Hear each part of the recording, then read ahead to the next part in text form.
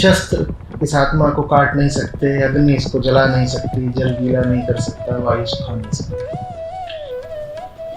कैसे पहुंचे आत्मा तक? कुछ ऐसा होना चाहिए अपने पास भी, शस्त्र जिसे काट नहीं सकते, आग जिसे जला नहीं सकते। जब चोट लगे तो भीतर ही गूंज उठे, नैनम चिलम नैनम धरती पाप।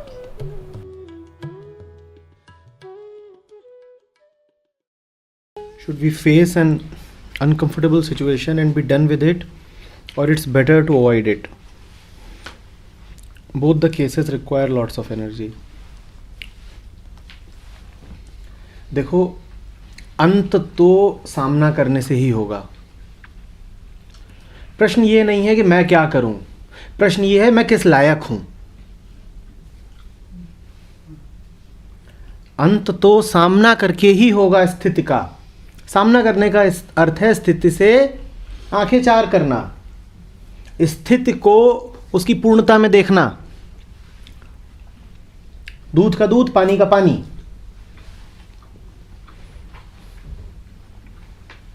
और स्थिति को उसकी पूर्णता में देखने का मतलब है हो क्या रहा है, दिख क्या रहा है, नाम क्या दिए जा रहे हैं, अर्थ क्या बनाए जा रहे हैं, सब कुछ, भाव क्या उठ रहे हैं, सब पूरा। तो ये तो होगा, इसके बिना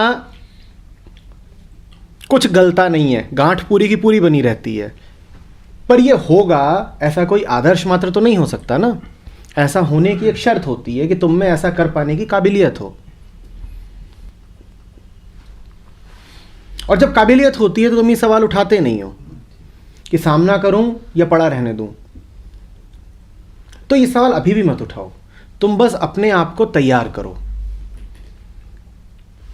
फिर एक स्थिति हो, चाहे 50 स्थितियां हो, तरह तरह की स्थितियां हो, तुम पाओगे कि तुम खुद ही उनका सामना कर लेते हो। ये प्रश्न ही नहीं उठता है। भाई अगर सामना उचित प्रकार से कर ही सकते तो तुम ये सवाल पूछते नहीं ना। ये सवाल ही बता रहा है कि कहीं ना कहीं अटके हुए हो, गांठ है।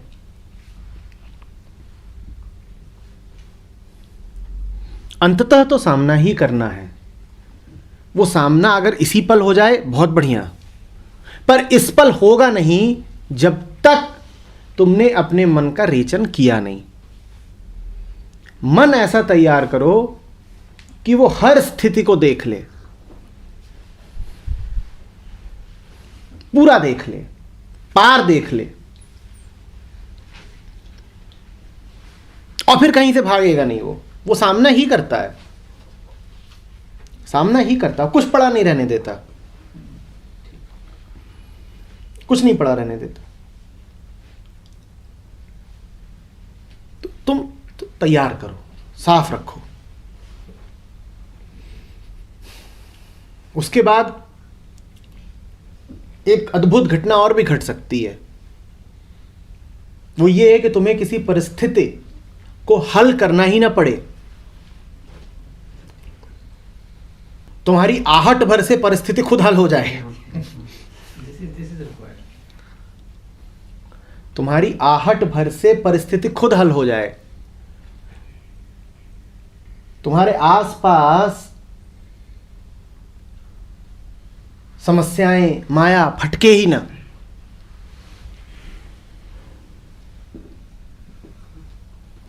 नजर तुम्हारी इतनी तेज हो कि देखने भर से जितना अज्ञान है सब घुल जाए। तुम जिस कमरे में बैठे हो, अपने आप वहां का माहौल ऐसा हो जाए कि अब यहां कोई टुच्ची बात हो ही नहीं सकती। तुम जिस घर में हो, उस घर की तबीयत बदल जाए। वो सब अपने आप होने लगेगा। तुमको बहुत श्रम नहीं करना पड़ेगा कि मैं समस्या का उन्मूलन करने के लिए आ गया। कहा था ना मैंने, कहते हैं उपनिषद कि जो ब्रह्म को जानता है वही नहीं तरता, उसका पूरा कुल तर जाता है।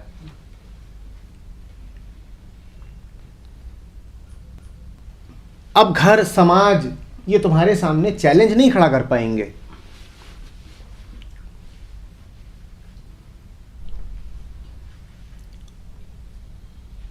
ये तर गए। ऐसा प्रवाह है तुम्हारा कि तुम्हारे साथ साथ ये भी बह गए।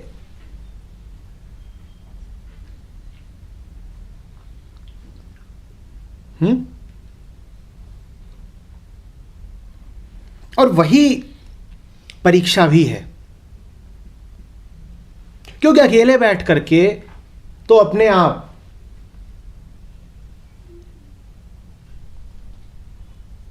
को ये शाबाशी दे लेना कि मैंने पा लिया, मैं पार हो गया, बहुत आसान है। तुम में कितना दम है इसकी पहचान तो संबंधों में ही होती है, अकेले बैठकर नहीं। निकलो, संबंधित हो और फिर पूछो अपने आप से कि कहां गई वो सारी स्पष्टता, कहां गया वो सारा साहस, कहां गया वो जो अभय सीखा था, कहां गई वो जो शांति पाई थी। कोने में बैठ करके जो मैं अपने आप को दिलासा देता था कि पा गए शांति, आता हूं बाहर और घुसता हूं घर में और सारी शांति डगमगा जाती है, सब कांपने लगता है। तो इसका अर्थ यही है कि अभी थोड़ी और वर्जिश करो, अभी जरूरत है।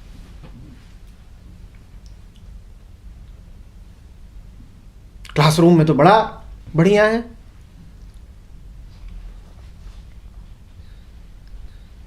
भाई गुरु की एक प्रकार की सत्ता होती है छात्रों के ऊपर, तो उनको तो पढ़ा दिया पाठ कि love is not possession, not Dzire, not feeling, और घर गए और वहां भी प्रेम से संबंधित कोई कांड चल रहा है, वहां सब भुला गया।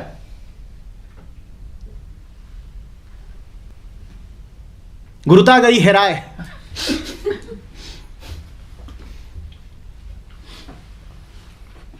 कौन गुरु कौन चेला, वहां तुम भी कुंडली बांच रहे हो बैठ के, वहां तुम भी वही नोन तेल लकड़ी कर रहे हो। तो फिर अभी दिल्ली दूर है। आ रही है ना बात समझ में?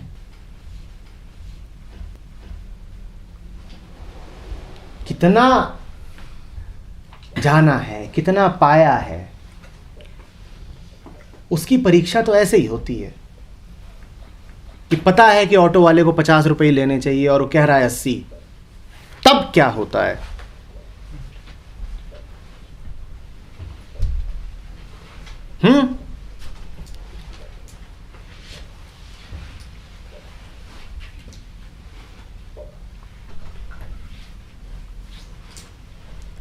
कि पता है कि सामने वाला झूठ बोल रहा है, पर यह भी पता है कि बड़ा नुकसान कर सकता है मेरा, तब क्या होता है?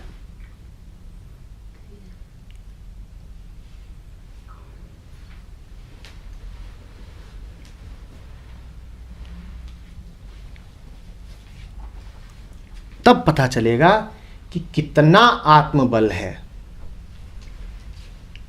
अन्यथा मात्र प्रवंचना, आत्म प्रवंचना।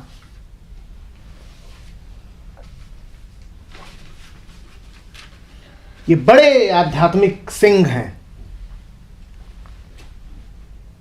और बीवी के सामने शशक, मूस, और सिंह से मूस तक की यात्रा एक पल में हो जाती है।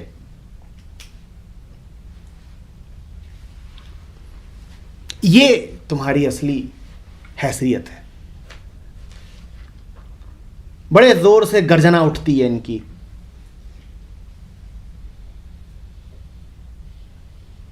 छात्र बैठे हों सामने और लोग बैठे हों, अभी पिताजी सामने आकर के बैठ जाए तो मरियल बकरी भी शर्मा जाए, ऐसी इनकी मिमियाहट।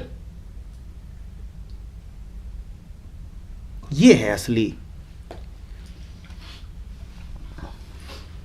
लिखवा लो कुछ, अभी लिखेंगे, 2 पन्ना लिख के भेज देंगे।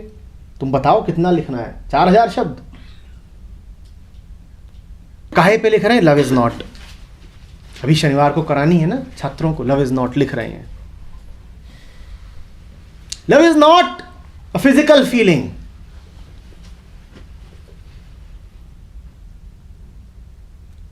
रात में गए, बिस्तर पे लेटे और करा कामदेव ने हमला और इधर उधर तोड़ डाला बिस्तर। बड़ा ही हैरान है, अब करते क्या है हर हफ्ते? तब पूछो। संबंध है ये सारे अपने आप से, दूसरों से।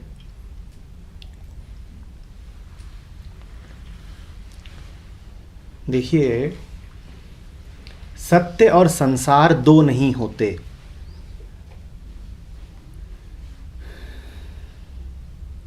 जो सत्य जानता है ना, वो संसार में भी सूरमा होता है। जो सत्य में जीता है, वो संसार में भी सिंह होता है।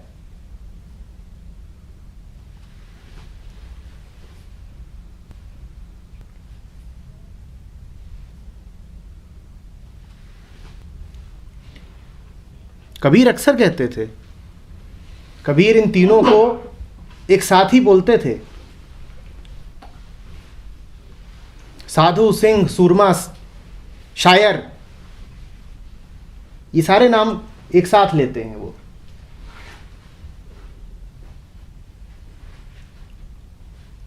और ये सब कौन है? ये सब वही हैं जो सत्य में जीते हैं। जो सत्य में जीता है वो सड़क पे कैसे मिमिया सकता है?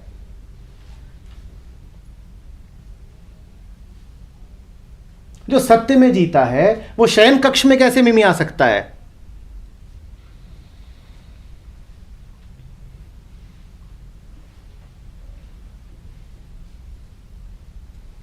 जो सत्य में जीता है वो समस्या से भाग कैसे सकता है?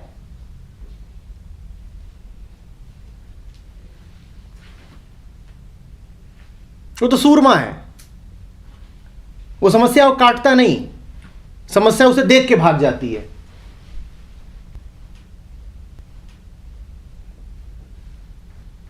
तो ये ना पूछो हम करें क्या, ये पूछो मैं हूं कौन, अवस्था क्या है मन की, किस रूप में जानता हूं अपने आप को। जैसे तुम होगे जीवन को, वैसे ही उत्तर दोगे तुम।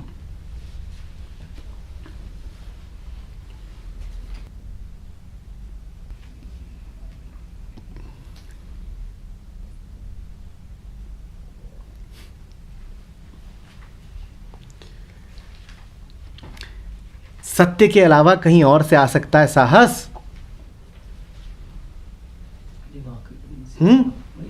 कोई और स्रोत हो सकता है साहस का क्या? मैं पूछ रहा हूं आपसे, जवाब दीजिए। कुछ पर्टिकुलर सिचुएशन में तो हो सकता है। जैसे मतलब जैसे कोई अपने मोहल्ले में ही रहा है बचपन से लेके जवानी तक, तो उसे पता है कि मेरी बैकिंग है काफी, तो अपने मोहल्ले में तो वो हो सकता है। ये साहस नहीं कहलाता। देखने पर ये साहस नहीं कहलाता। वही मैं कह रहा हूँ, सर्टेन डिफाइंड सिचुएशंस में वो रिएक्ट कर सकता है, बट ये साहस उन्हीं समस्याओं के संदर्भ में है जिनको हमने कहा कि डमी समस्याएं हैं। तो डमी समस्याओं को कैसा साहस चाहिए? डमी साहस। अब डमी समस्या क्या है? मैं लड़की छेड़ रहा था, उसका भाई आ गया, मुझे डांट रहा है, तो मैंने डमी साहस क्या दिखाया कि मैं इसी मोहल्ले में रहा हूं तो मैं 3-4 को बुला लूंगा। बड़ा साहस दिखाया और समस्या इससे सुलझ भी गई, भग गया लड़की का भाई। और जितनी बार सॉल्व होगी उतनी और। अरे पर ये समस्या थी ही किस स्तर की? ये क्या असली समस्या थी? ये कौन सी वाली समस्या थी?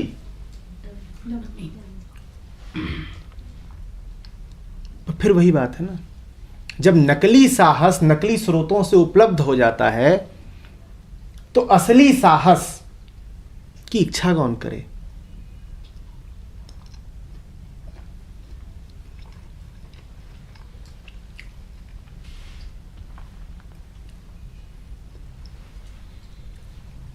अब मैडम ने कर दी है गलती और 3-4 लोग डांट रहे हैं सड़क पे, क्या कर दिया है आपने?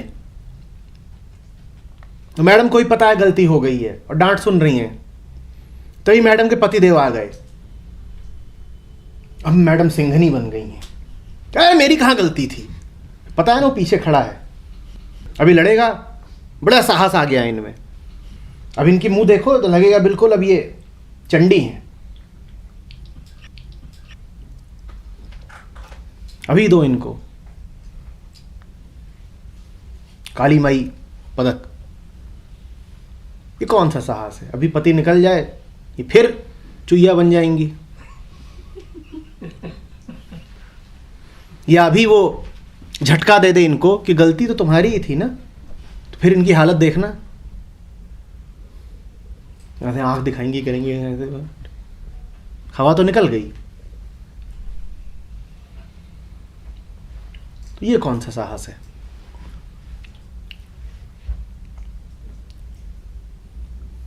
एक साहस होता है जिसका कारण होता है, और एक दूसरा साहस होता है जिसका कोई कारण नहीं होता। जीवन जीना है तो उस साहस में जिया जाए जो अकारण है। आपको नहीं पता कि आपको डर क्यों नहीं लगता, आपको नहीं पता कि इस दुर्दशा में भी आप मुस्कुरा क्यों रहे हो, और तब समझिए कि मन डूबा हुआ है उसके प्रेम में। वही है स्रोत, वहीं से आता है असली साहस, और कहीं से नहीं आ सकता।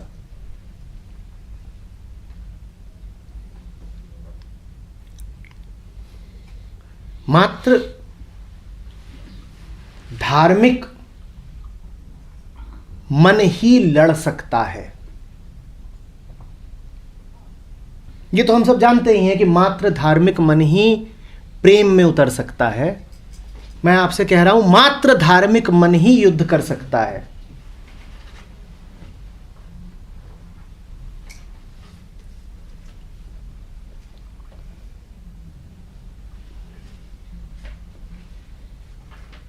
जो ये कपटी मन है, ये ना प्रेम कर सकता है ना खड्ग उठा सकता है। इससे कुछ नहीं होगा। नहीं ये प्रेम कर पाएगा ना तलवार उठा पाएगा, क्योंकि दोनों पूरे तरीके से साहस के काम हैं।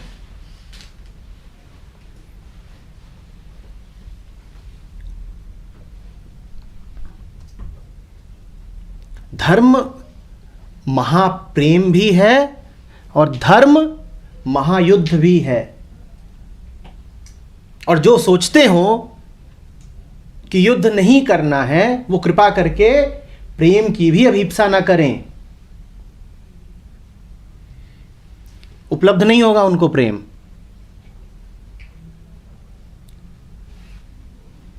जो संघर्षों से बचते हो, और संघर्षों से बचेगा कौन? कौन चाहेगा बचना? जिसमें आत्मबल की कमी होगी। अन्यथा कौन भागता है संघर्षों से? आओ हम तैयार खड़े हैं। जीवन द्वैत है और द्वैत का अर्थ ही है संघर्ष। हम जीवन के लिए पूरी तरह प्रस्तुत हैं। आओ।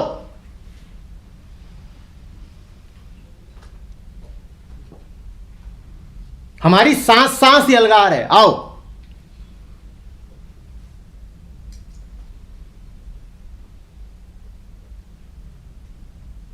हमें तो लड़ना ही नहीं है। हम तो हमेशा जीत में खड़े हैं। हम हमेशा सत्य में खड़े हैं, और सत्यमेव जयते। उसके अलावा और जीता कौन है आज तक? तो हम हार कहां से सकते हैं? कौन सी चुनौती है? लाओ।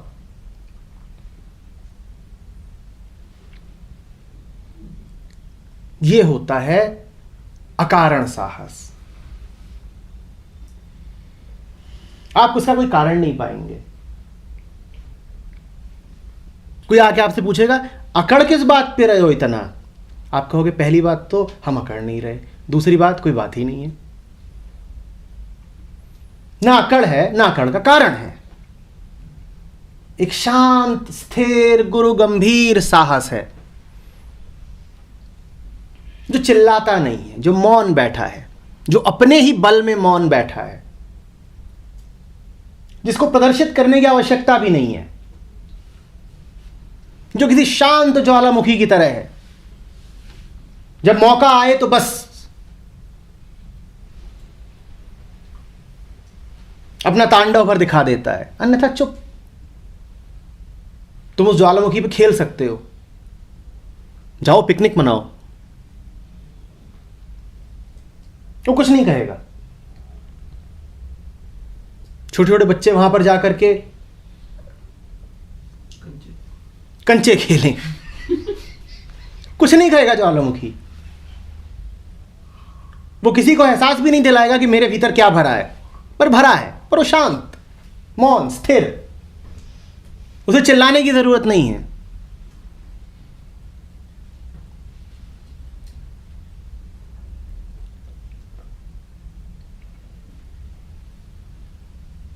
समझ रहे हैं?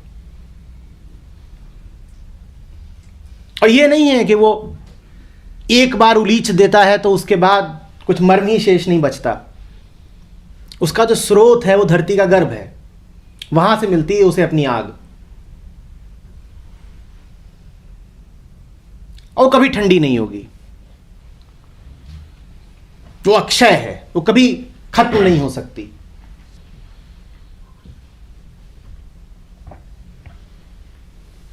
जितना दिखेगी उतनी ही शेष भी रहेगी। या जैसे कोई झरना बहता जा रहा है, बहता जा रहा है, पर पानी खत्म नहीं हो रहा, क्योंकि पानी आ रहा है एक अक्षय स्रोत से। ऐसे ही साहस है, अक्षय स्रोत, अकारण, या अगर कहना ही हो तो कहिए महाकारण, या तो महाकारण, या तो कहिए अकारण कि उसका कोई कारण है ही नहीं, या कहिए कि उसके पीछे जो है वो कारणों का कारण है, वो महाकारण है, परम कारण है। वो ऐसा कारण है कि हमारी पकड़ में ही ना आए, इतना बड़ा कारण है, महत् कारण, वृहत कारण, जो कहना हो।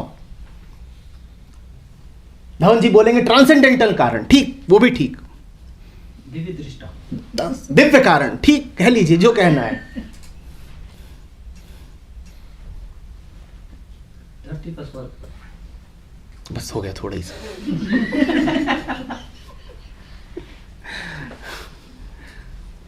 आ रही बात समझ में?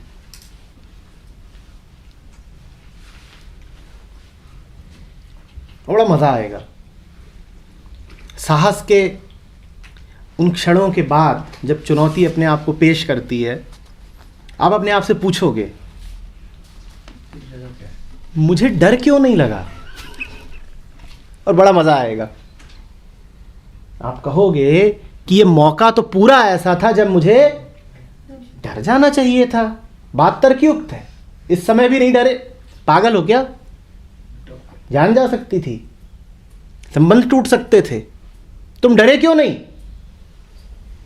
पर कहोगे हाँ यार बात तो अजीब सी है, पर अब नहीं लगा डर तो क्या जबरदस्ती डरें? अब नहीं लग रहा डर तो क्या जबरदस्ती डरें? ऐसे ही है।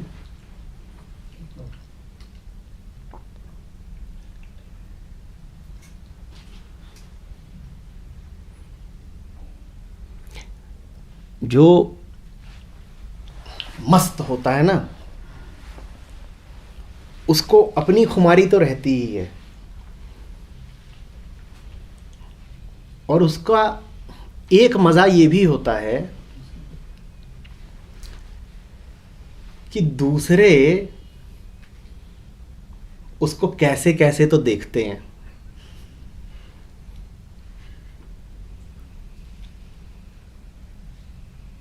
दूसरे उसको कैसे कैसे तो देखते हैं कि जैसे आप किसी 5 स्टार होटल में पहुंच जाएं, बड़े साधारण कपड़े पहन के, और फकीर कोई घुस रहा हो, लोग देख रहे हैं, तो उसको अपनी मौज की तो खुमारी है ही। देख कैसे रहे मुझे, ये देख कैसे रहे मुझे? दूसरे उसको देख के, और दूसरे अब उसे देखेंगे तो उन्हें हंसी नहीं आएगी, उनके भीतर दहशत पैदा होती है कि हमारे रुपए पैसे की कोई कीमत ही नहीं, यहां ऐसे ऐसे लोग आने लगे, 5 स्टार होटल का क्या होगा? यहां ऐसे ऐसे लोग आने लगे।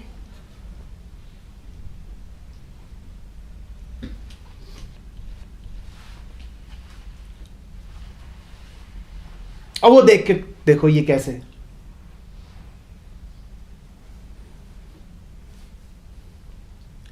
जैसे जब शिवपुरी का कार्यक्रम बने और आपको पता चले खूब बारिश हो रही है और आपका जो फिर हाल होता है, ये क्या एकदम ही पागल हैं, इतनी ठंड में इतनी बारिश में जा रहे हैं।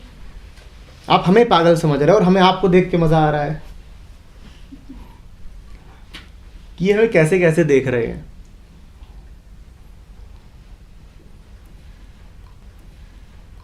अभी गए थे एक जगह,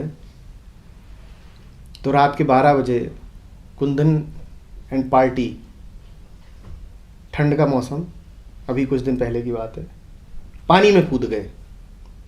जब कूद गए पानी में, तो एक तो दृश्य ये था कि ये कैसे दिख रहे हैं, और ये मौज में थे, ये मौज में है। और दूसरा दृश्य ये था कि जो देख रहे हैं इनको वो कैसे दिख रहे हैं, वो दहशत में थे।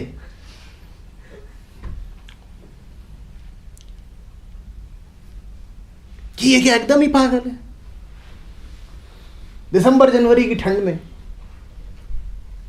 पानी में कूद गए।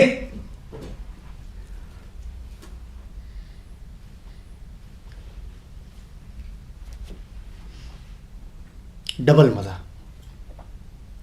इस दुनिया का भी उस दुनिया का भी।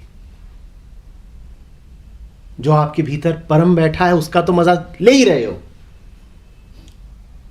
स्रोत से तो आ ही रही है बिल्कुल अविच्छिन्न धारा, और आंखों से भी जो धारा आ रही है उसके भी मजे ले रहे हो, आंखों से भी जो संसार दिख रहा है उसके भी मजे ले रहे हो। कि ये देखो, इनकी शक्लें देखो, हम अपने सागर में तो डूबे ही हुए हैं, वहां जो सुख है वो तो मिल ही रहा है, और तुम्हारी शक्ल जो चुटकुले जैसी बनी हुई है उसका सुख भी मिल रहा है हमको।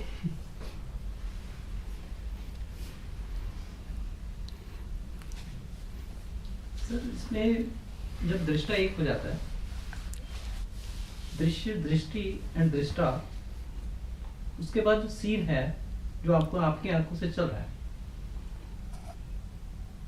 उसको आप अलग कैसे देख सकते हैं कि वो सीन कुछ आंखों से कुछ मजा दिखता एक ही है। हाँ, उसमें कोई एक में बैठ करके देख रहे हो, समझ लीजिए ऐसे कि जैसे मैं यहां बैठा हूं, अब मुझे एक तो मजा मिल रहा है बैठने का, बड़ा मजेदार है, ये सत्य है, मैं सत्य में बैठा हुआ हूं, सत्य में बैठा हूं, सत्य में सांस ले रहा हूं, सत्य ही पी रहा हूं, तो एक तो मजा है उसका। और दूसरा ये कि धवन जी कैसी कैसी बातें कर रहे हैं, उसका मजा आ रहा है। तो दिख एक ही रहा है, दूसरा तो होने का मजा है, दूसरा तो होने का मजा है, उसमें प्रतिष्ठित है, बैठे हुए हैं उसमें।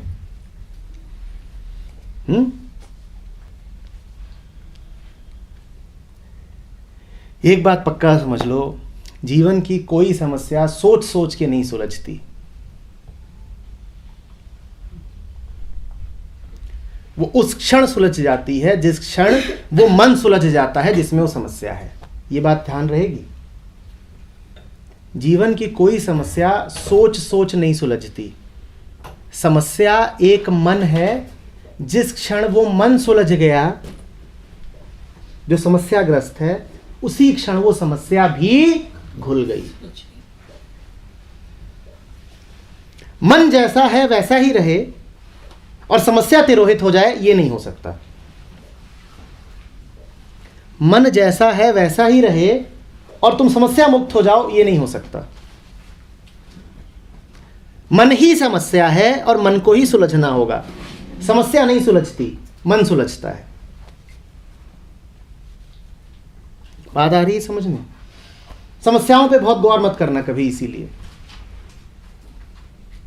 मन पे गौर करना, कभी नहीं सुलझा पाओगे समस्या। गांठ मन में है, मन ही सुलझेगा।